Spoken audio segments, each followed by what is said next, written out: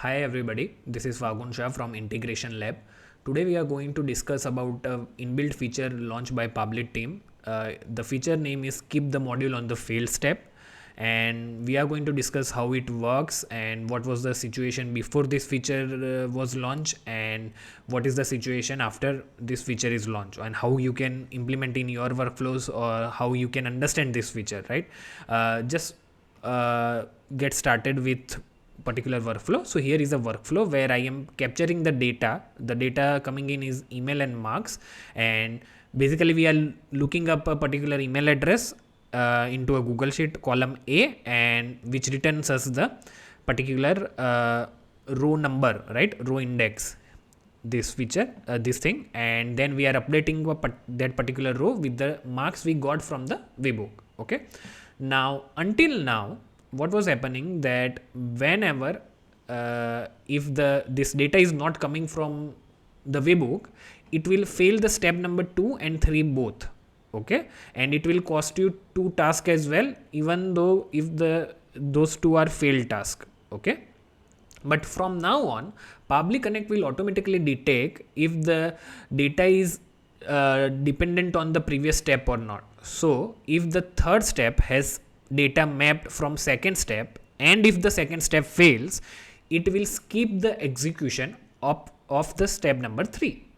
Okay, now there is a feature where you can just like tell the step number 2 to ignore the error. Okay, so it will continue to execute number 3 as well. Okay, now just a little bit background here.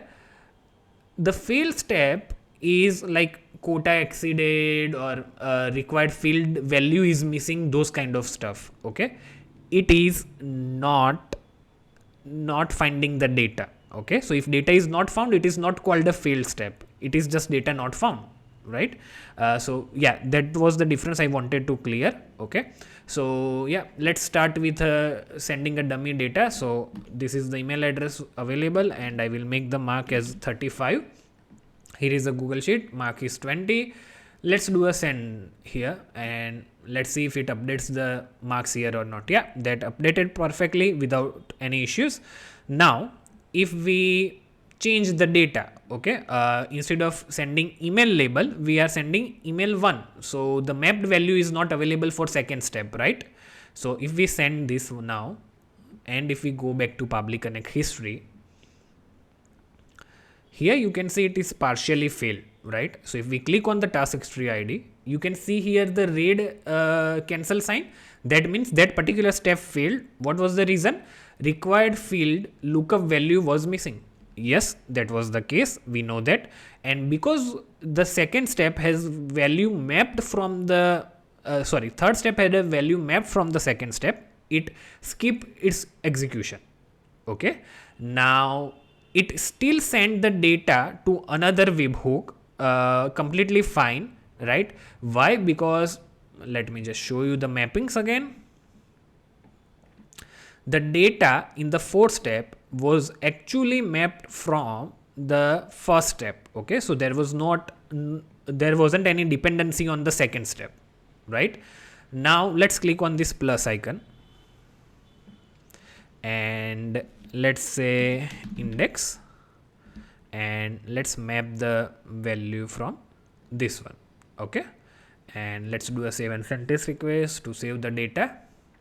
Now you can see that this thing is mapped from second step, so it is a dependent, right? So it should skip this step as well, correct? So let's do a test here. Okay, let's refresh our history page. Okay, let's see.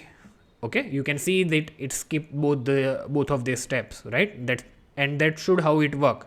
Now let's suppose we want second step to ignore the error occurs inside that. Okay, now remember that to update any particular row, the row index is necessary, right? So if we set up second step to ignore the error it gets, then third step will actually fail, it won't skip. Okay, but that's fine. What we want to test it, that if we set up enable ignoring error here from these 3 dots,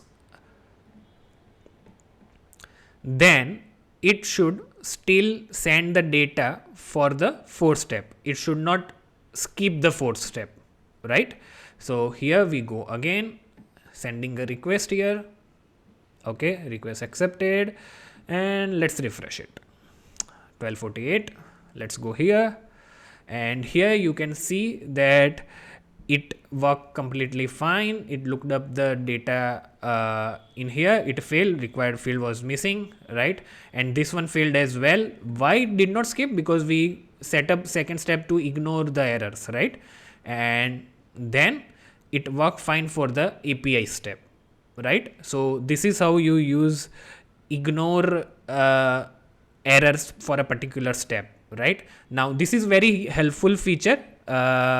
I am sure that it will help a lot of users. Okay, and that was the reason I decided to make a video, that it can help other people. Okay, now this feature is not available for 3 modules, 3 action steps, which is filter, router and iterator, and that's fine. We generally don't need that, and they are themselves most of the time used to decide the things. Okay, if else kind of action steps, right? So yeah, I hope this helps, that how this skip the module on fail step feature works. Okay, see you in the next video, most probably within 1 week, I guess. Okay, thank you, bye bye.